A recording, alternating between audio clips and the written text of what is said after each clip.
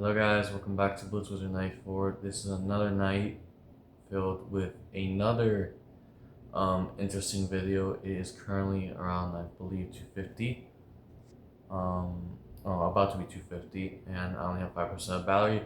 So I just want to make this quick, as I think this needs to be said for a lot of chess players. And there are so many people online that I've seen throughout the years. Some people I know, like on Discord or WhatsApp, or just random like sites, like on Instagram, Facebook, whatever it may be. Chess.com leeches on a social, platform, just they're just chatting. Like, you kind of get this feeling that we're all kind of connected on one thing, and that one thing is being lonely and having tough times. I think it needs to be said how the chess world, despite being, that friendly or looking that friendly, there are a lot of people in it that honestly make it.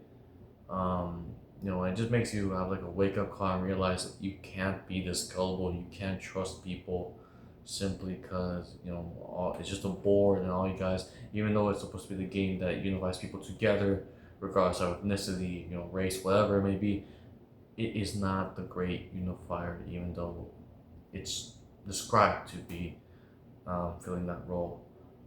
I've made mistakes in trusting people and simply, playing tournaments when I was, I believe, 17 years old.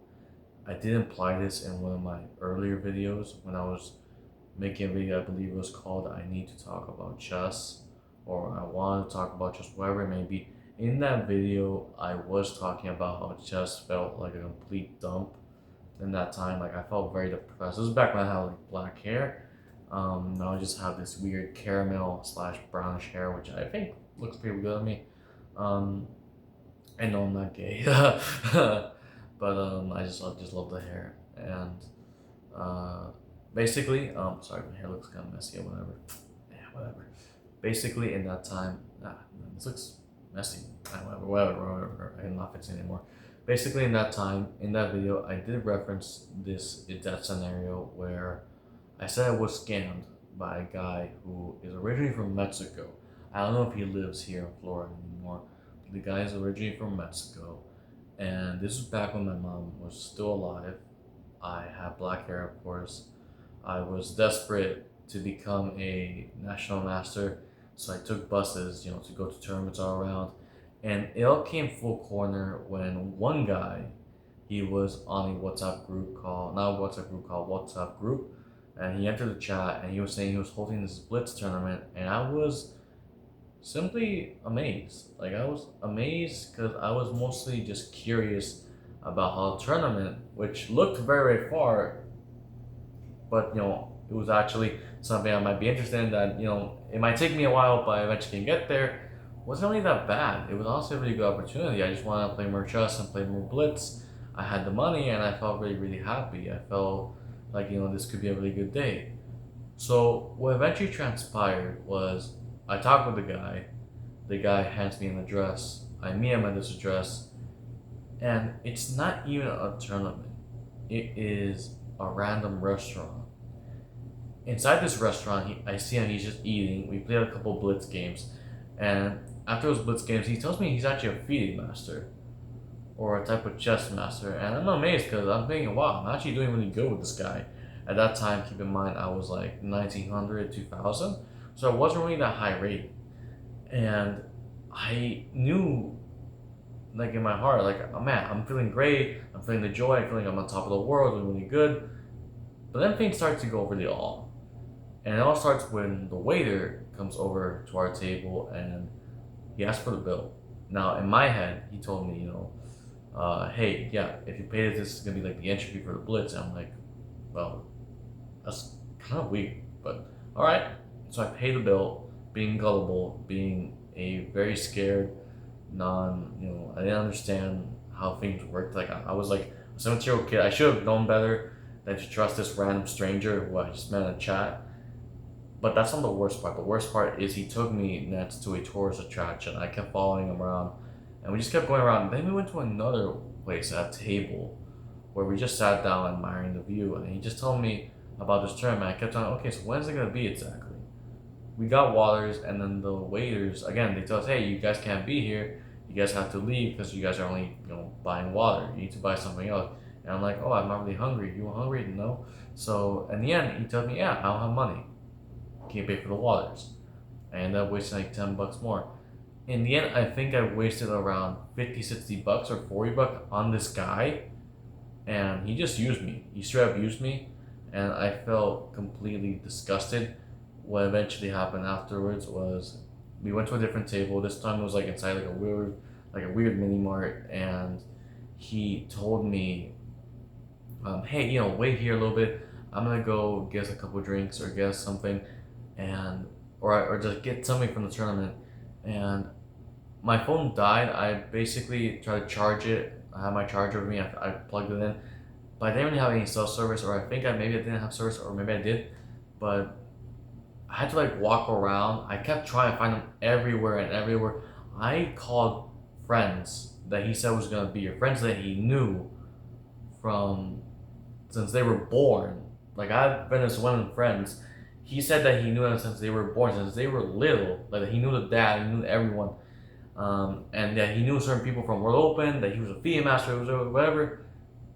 The guy is a complete scammer, a complete liar, a complete pathological liar, a manipulator, someone who used me for his intention. He basically robbed my money. He stole my money. I mean, he manipulated me. He took advantage of me. And it sat in my heart. I remember I was so heartbroken because I was calling everybody. I'm like, yo, where are you? Where are you? And in the end, I remember I called my mom. I told her about everything, and she ended up calling this guy. And the guy actually like telling me, hey, no, yeah, like just get over here, get back. And at that point, I'm like, I'm not trusting this guy. This guy is just complete crazy. I remember one of the people who let him into the original chat on WhatsApp. This chat no longer exists because this was a chat originally made for limited edition time tournaments at a specific place, and that chat no longer exists as the organizer, who was one of my friends, whose name is Oscar. He simply couldn't keep doing those tournaments, but he let this guy in because he met him at one of the most famous events in the US, the World Open, and he thought he was a really genuine guy, but he had no idea who he was. Now, the guy who was from Mexico, I'm gonna call him just, Carlos. Carlos said that he knows everyone, that he knew Oscar, that he was a FIA master. Oscar told me it's a complete lie. He got the same amount of points as him. He didn't get any money like he said he won. He didn't get anything. He's not a FIA master. He doesn't have any real accomplishment. He's an actual manipulator. In fact, in Mexico, when I was looking at information about him, I realized, man, this guy, he has a job listed as being, I think, like a neurologist or like a surgeon or something. I'm like, this guy is a scammer, like an actual, I think he's running like a pyramid scheme. Like, I don't even know who this guy is. This guy's just creepy.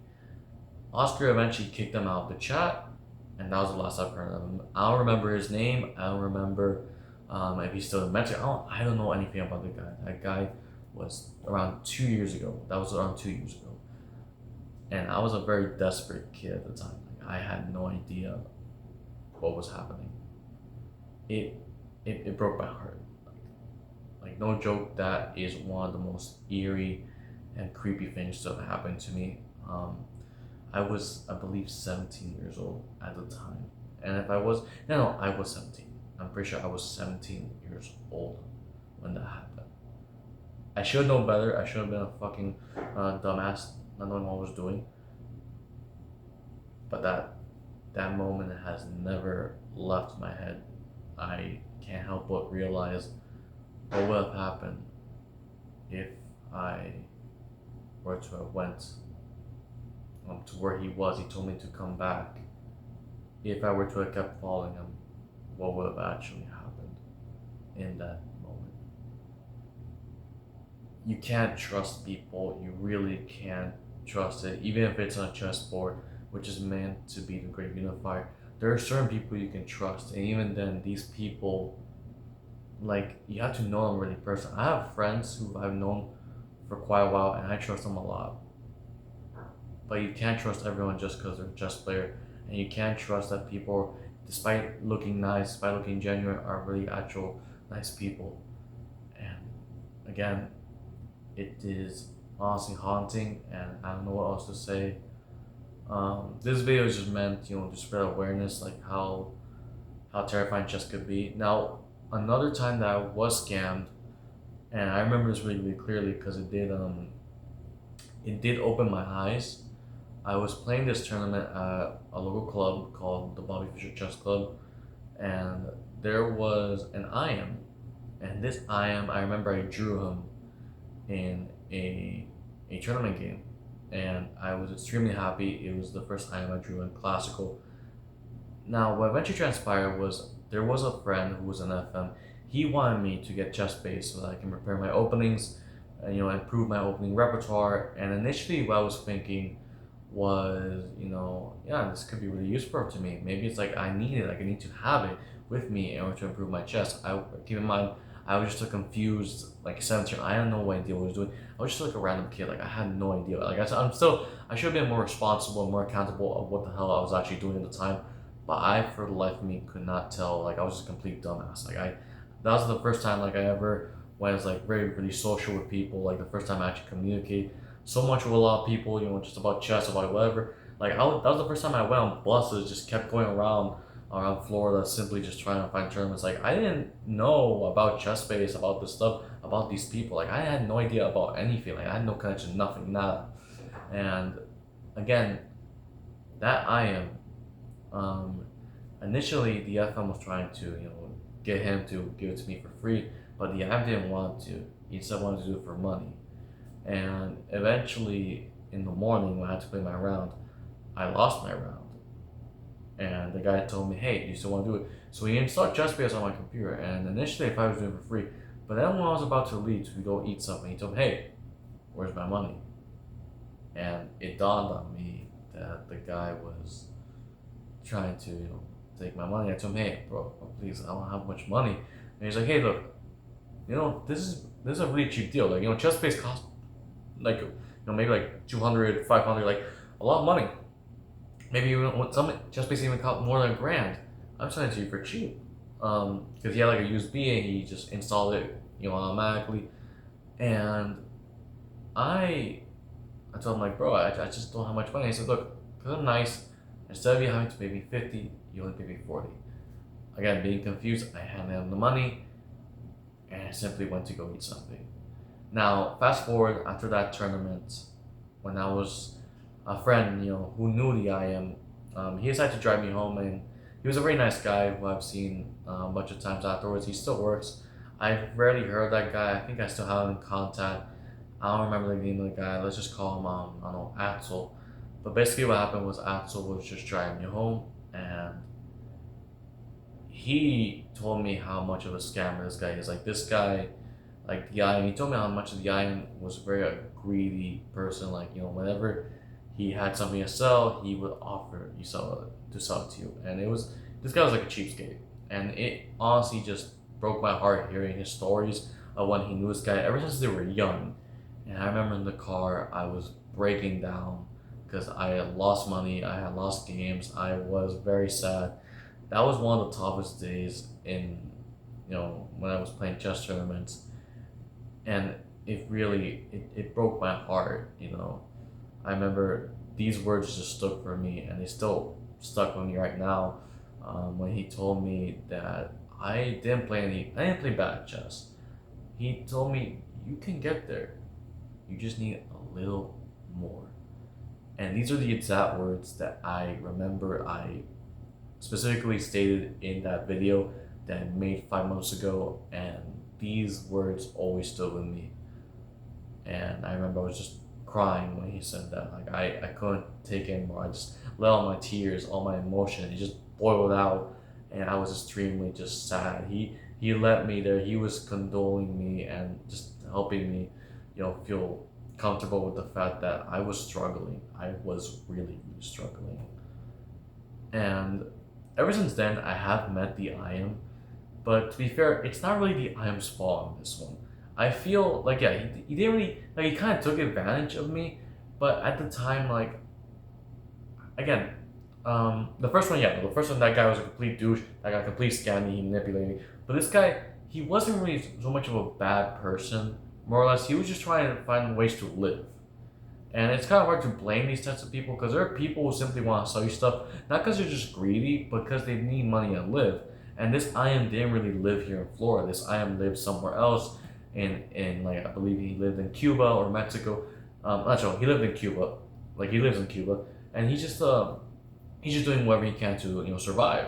So I can't really blame this IM for doing that. Now, can I blame him for being snobby, saying, hey, where's my money, etc.? Yeah, I definitely feel like he did took advantage of me. Like, he didn't really tell me. I thought he was doing it for free. So I am still mad at for that, for what happened. But eventually, after that, even months later, even a year later, I forgive him. Like, I honestly have no ill intentions to him. Even me and him have met, and we're not like friends. We're like in good relations, and we have gotten over it. He doesn't really know. I still know, but I simply to him like he just thinks I'm happy with him. Like he thinks like I'm just a good friend. Like I don't care, and I simply see him as just like a guy who just simply once you get to know him, he is not a bad person, and he's just like just trying to do his best. He's just trying to do his job and make some money off chess. As again, chess doesn't really it's not really pay to win. Like it's hard to win money playing chess, and he's just trying to sell chess stuff, sell chess merch, and I simply again was just a stupid kid. And overall, that's it, guys. Like that is essentially the two times I got scammed in chess. So let me see how much battery I have. I got 2% left. That is everything. I want to upload this video just to spread awareness, as it's not fair to say that you shouldn't trust every person you meet in chess. Like there are some people that you can't trust. There are some people that you gotta be a little bit skeptical about, and there are some people who, over time, even if they don't look it, they're actually very very nice people. And I just wanted to show these stories because again, it's very very sad how a game, it can take a lot and it can break you. It can make you feel the worst you've ever felt in your life. And especially if you're a very ambitious kid who just wants to reach a title, be happy, make his mom happy, or make anyone happy. Just, feel like a cool guy in the room. Like it's just having that realization, having that reality where you realize it's just a very darker world to it. There are people who do this type of stuff. There are people who play for money on the street. There are people who scam others like that one guy did to me. And there are people who are just like the I am, who are simply just trying to hustle and make money to eat. So I can't blame these people, and I can't blame the first one. I can't blame the I am, to be more specific. But overall, these are just my two stories, and these are stories that are still stuck with me up to this day, and they make me essentially who I am in this very moment. But it's from those two terrible and most heartbreaking experiences that I've become the person I am now. And I think without them, I wouldn't have ever gotten to where I am now. So yeah, those are my two stories. Hope you guys enjoy them, and hope you guys maybe stay strong and keep looking forward. All right, guys. Nice night. See ya.